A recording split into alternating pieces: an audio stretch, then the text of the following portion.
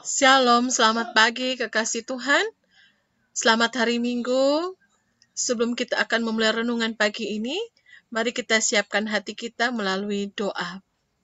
Kita berdoa. Terima kasih Tuhan Yesus untuk karya-Mu, untuk pemeliharaan-Mu sepanjang malam hingga pagi ini Tuhan. Kembali kami mengucap syukur untuk hari yang baru yang Kau berikan Tuhan. Tuhan, sebelum kami akan merenungkan firman Tuhan, mari Tuhan Yesus, Engkau urapi setiap kami, Engkau membukakan rahasia firman-Mu bagi setiap kami, berikanlah kepada kami urapan, lawatan, hikmat daripada Roh Kudus. Berkati kami semua Tuhan. Di dalam nama Tuhan Yesus, kami sudah berdoa dan mengucap syukur. Haleluya. Amin. Puji Tuhan saudara. Hari ini kita akan membaca firman Tuhan yang terambil dari Matius 22, Matius pasal yang ke-14, ayat 22 sampai 33. Yesus berjalan di atas air.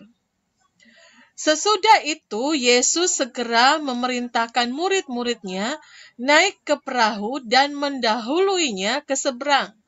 Sementara itu, ia menyuruh orang banyak pulang. Dan setelah orang banyak itu disuruhnya pulang, Yesus naik ke atas bukit untuk berdoa seorang diri. Ketika hari sudah malam, ia sendirian di situ. Perahu murid-muridnya sudah beberapa mil jauhnya dari pantai dan diombang-ambingkan gelombang karena angin sakal.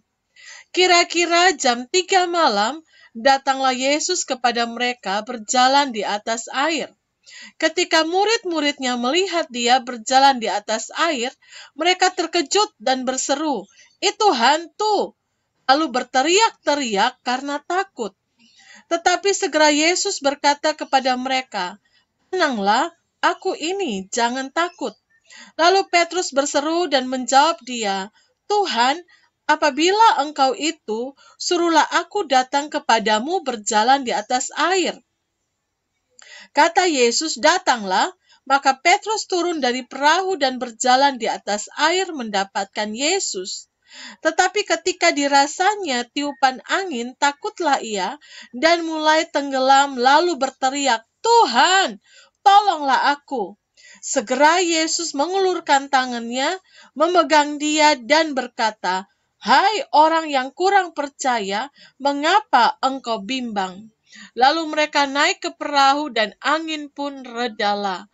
Dan orang-orang yang ada di perahu menyembah dia, katanya, "Sesungguhnya engkau anak Allah." Kekasih-kekasih Tuhan, judul renungan kita adalah bertentangankah logika dan iman? Ya, logika dan iman kadang bertentangan. Mengapa? Yang mana yang harus diprioritaskan? Pembacaan kita dari Matius 14 ayat 22 sampai 33. Ya, memang selintas sepertinya logika dan iman itu bertentangan. Tetapi sebenarnya tidaklah demikian. Saudara, logika adalah sesuatu yang bekerja di dalam pemikiran manusia sebagai suatu makhluk ciptaan Allah yang Maha Kuasa. Sedangkan bila kita berbicara tentang iman, maka kita akan melibatkan Allah yang Maha Kuasa itu.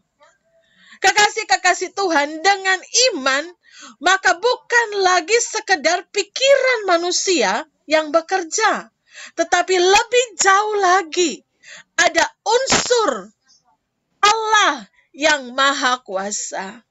Oleh karena itu, saudara-saudara, logika berada di bawah iman.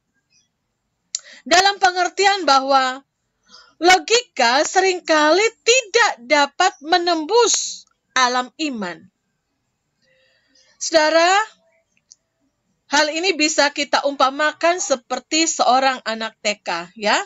Seorang anak TK misalnya diberikan pertanyaan, berapa 20 kali 30?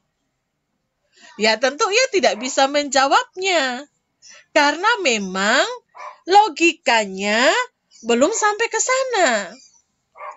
Tetapi untuk anak-anak SD, mereka bisa menjawab dengan cepat. 40 kali 30, 600. Nah, demikian pula halnya kalau anak-anak SD itu kita berikan pertanyaan tentang aljabar.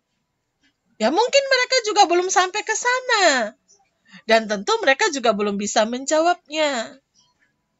Tetapi anak-anak SMP mampu menjawabnya. Nah, kekasih-kekasih Tuhan, dengan tidak bisa menjawab berapa 20 kali 30, bukan berarti hal itu mustahil. Hanya saja level pemikiran si anak TK itu belum sampai ke sana. Demikian juga halnya dengan anak-anak SD. Mereka belum bisa menjawab soal-soal aljabar. Bukan berarti soal-soal itu tidak masuk akal, tidak masuk logika. Tetapi persoalannya logika mereka belum sampai ke sana. Nah, kekasih-kekasih Tuhan, demikian juga halnya antara pikiran dan iman. Bahkan di dalam iman sendiri pun juga ada takaran-takarannya. Sebagaimana tingkatan dalam pikiran manusia. Mari kita buka di dalam Roma 12 ayat 3-6. Berdasarkan kasih karunia yang dianugerahkan kepadaku, aku berkata kepada setiap orang di antara kamu, janganlah kamu memikirkan hal-hal yang lebih tinggi daripada yang patut kamu pikirkan.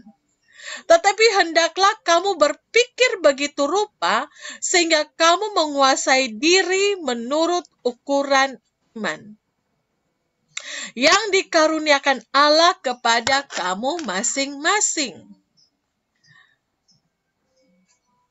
Ayat 4, sebab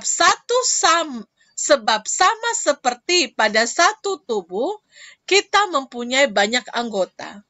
Tetapi tidak semua anggota itu mempunyai tugas yang sama. Demikian juga kita, walaupun banyak, adalah satu tubuh di dalam Kristus. Tetapi kita masing-masing adalah anggota yang seorang terhadap yang lain. Ayat yang ke-6.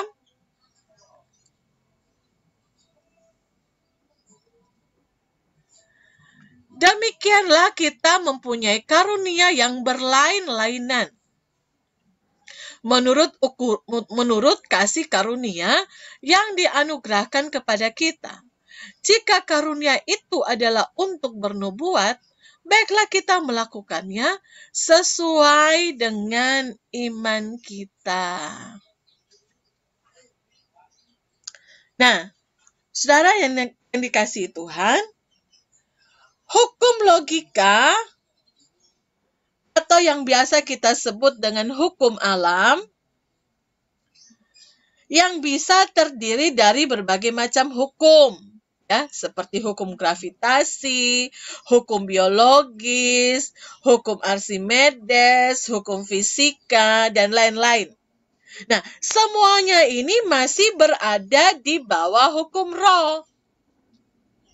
Hukum roh adalah hukumnya Allah yang Maha Kuasa.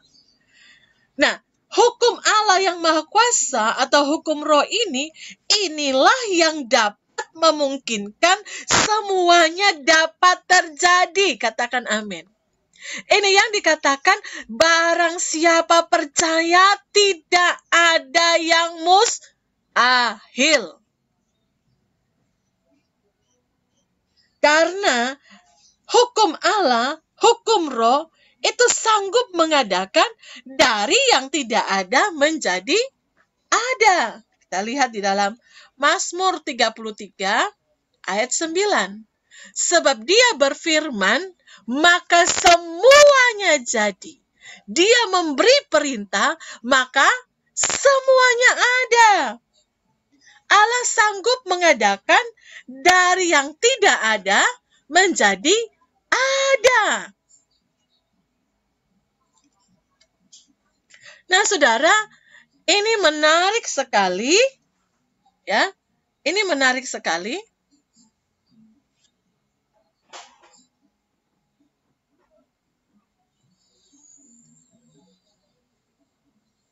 Ya, ini menarik sekali untuk mengangkat cerita Petrus berjalan di atas air, ya.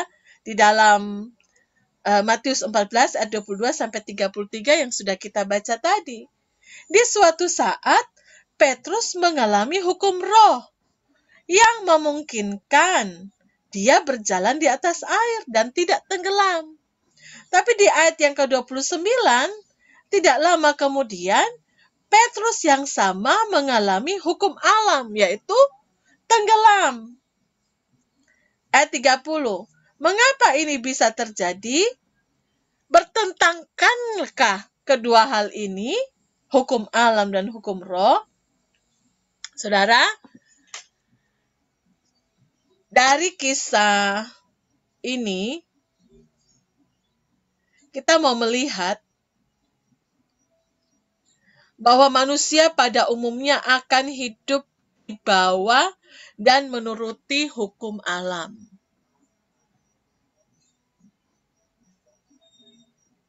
Atau bisa juga dikatakan sebagai logika.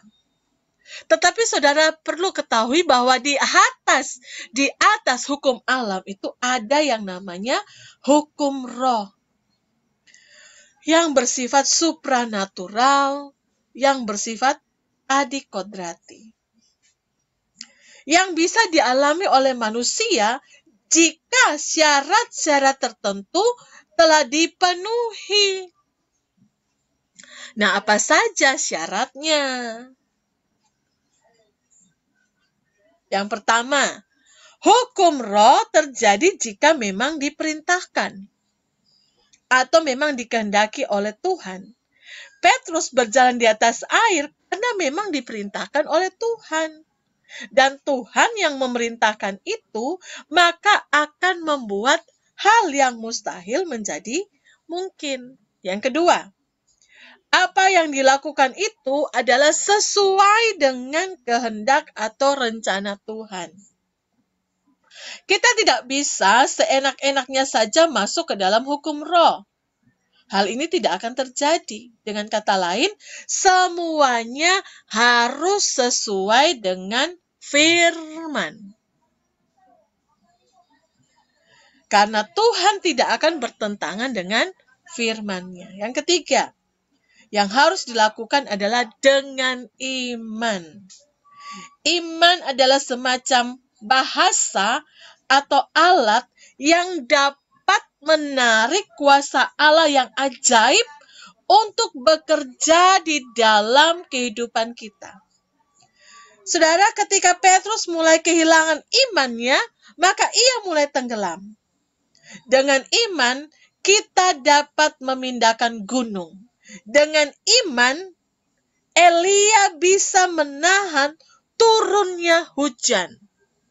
Dengan iman, Musa bisa membelah laut teberau. Saudara, iman adalah hukum yang berada di atas logika. Maka mereka tidak bertentangan. Tuhan memberkati. Mari kita tutup di dalam doa. Kita berdoa. Terima kasih Tuhan untuk kebenaran firman Tuhan bagi setiap kami. Untuk kami boleh hidup juga mengatasi hukum alam, yaitu hukum roh, di mana kami hal itu dapat terjadi. Tuhan katakan bahwa asal engkau tidak bimbang, asal engkau percaya, maka hal itu terjadi. Dan tidak ada barang mustahil bagi orang yang percaya. Hukum roh, adikodrati, supranatural, kuasa Allah. Karena itu Tuhan, tolong kami untuk kami hidup di dalam iman yang melampaui logika, di mana tidak ada yang mustahil bagi orang yang percaya. Walaupun keadaan kondisi kami sulit, keadaan corona, tapi kami percaya dengan iman bahwa Tuhan sanggup memelihara kami yang tidak masuk logika. Tapi Allah sanggup melakukannya dalam hidup kami. Kami percaya itu Tuhan. Sepanjang tahun ini kami berada dalam pemeliharaan Tuhan yang luar biasa. Terima kasih untuk kebenaran firman-Mu. Kami berdoa Tuhan, untuk kekasih-kekasih Tuhan, dimanapun mereka berada, Tuhan memberkati sepanjang hari ini Tuhan. Di dalam hari ini, hari di mana kami boleh beribadah, memuji dan menyembah Tuhan. Tuhan memberkati setiap kami, memberkati setiap anak-anak Tuhan.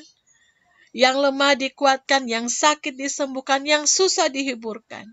Dan kami percaya, apa yang kami tidak lihat oleh mata, dengar oleh telinga, bahkan timbul dari hati kami percaya Tuhan sudah sediakan bagi kami yang terbaik. Terima kasih Tuhan, bahkan Tuhan sanggup menjawab melampaui dari apa yang kami doakan. Terima kasih Tuhan Yesus, kami serahkan kehidupan kami sepanjang hari ini dalam tangan-Mu. Dalam nama Tuhan Yesus, haleluya, amin. Selamat hari Minggu, Tuhan Yesus memberkati.